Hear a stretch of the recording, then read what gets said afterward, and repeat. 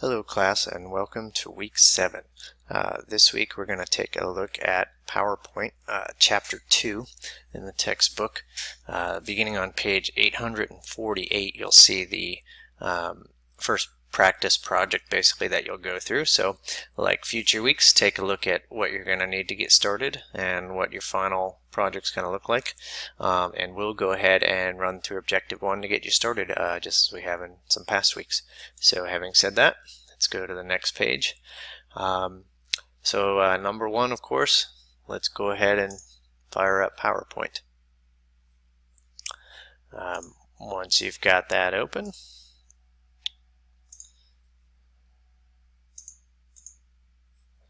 go ahead and you're going to open this P02A safety file. So of course go to where your student data files are.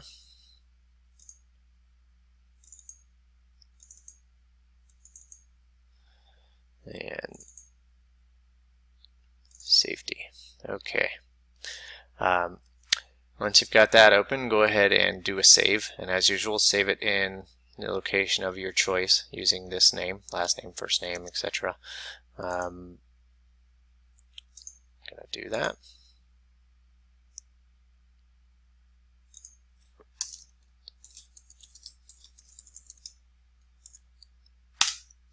Okay. Now in step 2, first thing we want to do is display slide 2. And then we're going to click anywhere in the content placeholder with the single bullet point. And when you do that, you're going to see a dashed border surrounding the placeholder. So we're going to actually click it once, which will make it a solid line. You can see how it changed. And go ahead and compare your screen to figure 2.2. Go ahead to the next page.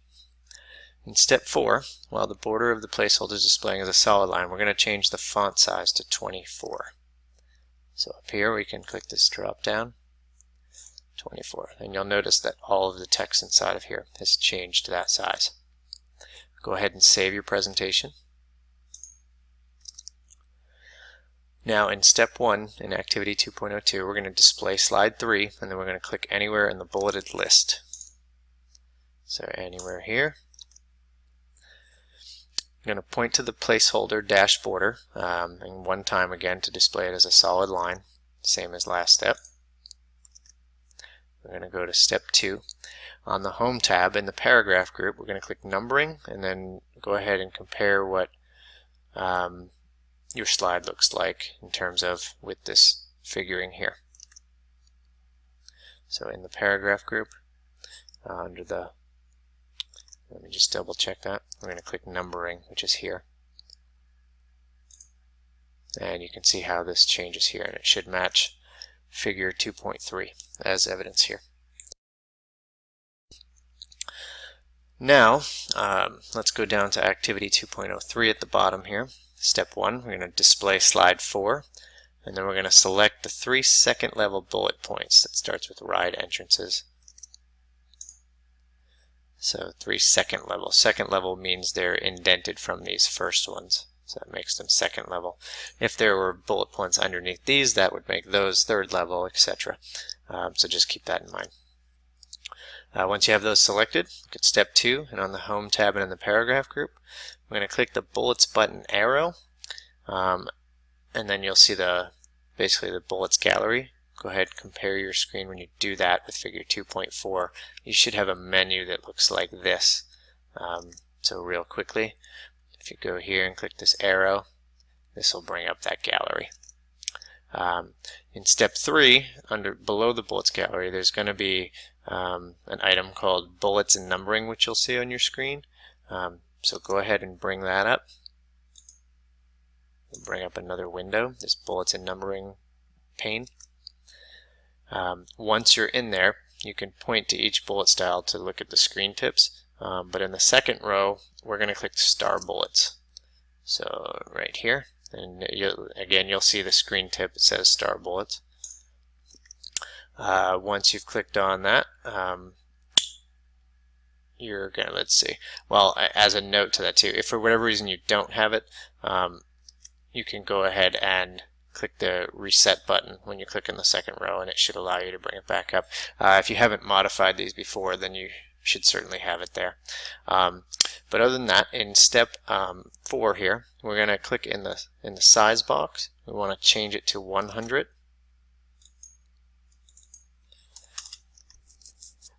And then we're going to go ahead and click the color. And in theme colors, in the 8th column, we're going to click the last color, red accent 4, darker 50%. So let's go ahead and click here. 8th column should be right here. Last one. And red accent 4, darker 50%. You can go ahead and compare your screen again to this figure 2.5, and you should see that it's changed color here. Go ahead and scroll to the next page. You're going to click OK to apply that bullet style. And then once again, go ahead and save your presentation. And go ahead and take a look, and you'll see how these sub-bullets here have been changed to that style, that size, and that color.